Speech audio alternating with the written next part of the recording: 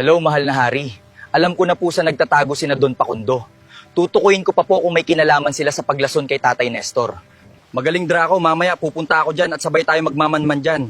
Kailangan nating mahanap yung lumason kay Tatay Nestor. Sige po, mahal na hari, napadala ko na po yung eksaktong address kung saan ang bahay nila. Aantayin ko na lang po kita dito. Okay, Draco. Basta magmanman ka lang dyan at pakiramdaman mo yung mga galaw ni Don Pakundo. At sigurado ako may kinalaman siya.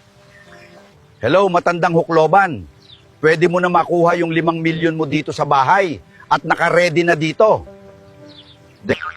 Hello, mabuti na lang at tumawag ka. Akala ko hindi ka natutupad sa usapan natin at tiyak pagsisihan mo talaga yon. Ba't mo naman nasabi yung Hinding-hindi ko magagawa na gaguhin ka. Baka matulad pa ako kay Nestor. Mabuti naman at alam mo yan, Don Pakundo. Sige, pupunta na ako dyan para kunin yung 5 milyon na pinangako mo.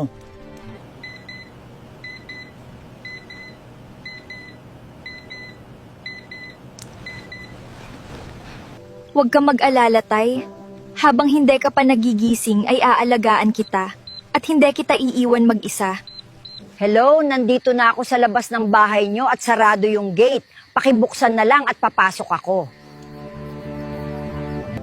Sige, matandang hukloban at papa. Buksan ko kaagad sa security guard ko at pumasok ka na lang agad sa loob ng bahay. Sige po, Manang, pumasok na po kayo at hinihintay po kayo ni Don Pakundo sa loob. Sino yung matandang babae na papasok dito sa bahay? Mukhang may kinalaman talaga tong si Don Pakundo at tama yung hinala namin. Mahal na hari, nasan ka na po ba ngayon? At merong kakaibang matandang babae ang pumarito sa bahay ni Don Pakundo. Nandito na ako sa labas ng bahay nila Don Pakundo at kakarating ko lang dito, Draco. San ba ako dadaan? Sa gilid ng pader ka umakyat, mahal na hari. At mag-ingat ka. At may mga kamera na naka-install. Baka po mahagip kayo ng kamera. Okay, Draco, at papasok na rin ako dyan sa loob. Mabuti at napansin mo agad yung mga CCTV camera nila. Na-confirm ko na sa balita yung nangyari kay Nestor. Di ba sinabi ko na sa'yo na hindi pa ako pumapalpak sa mga lakad ko, oh. Ito na yung 5 milyon na ipinangako ko. At dadagdagan ko pa ng 2 milyon pag nasiguro mo na mawawala na talaga si Nestor.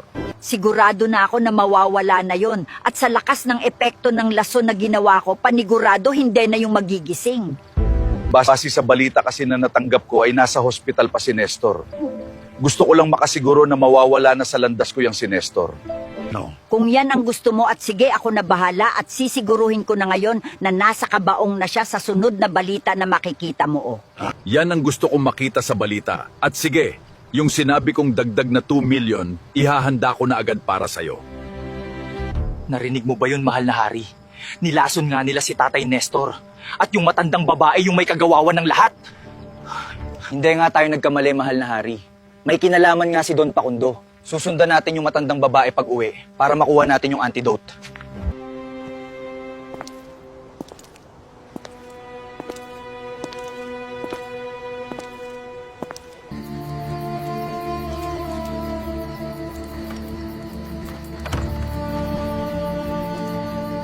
Mukhang dito na nga nakatira yung matandang babae, mahal na hari.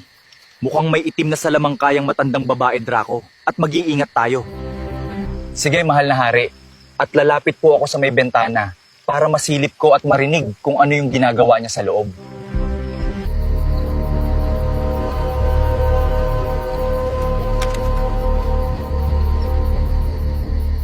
Mukhang madaragdagan pa tong 5 milyon na pera ko.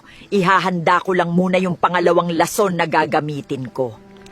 Ito na yung lason na tatapos sa buhay ng matandang lalaki na yung...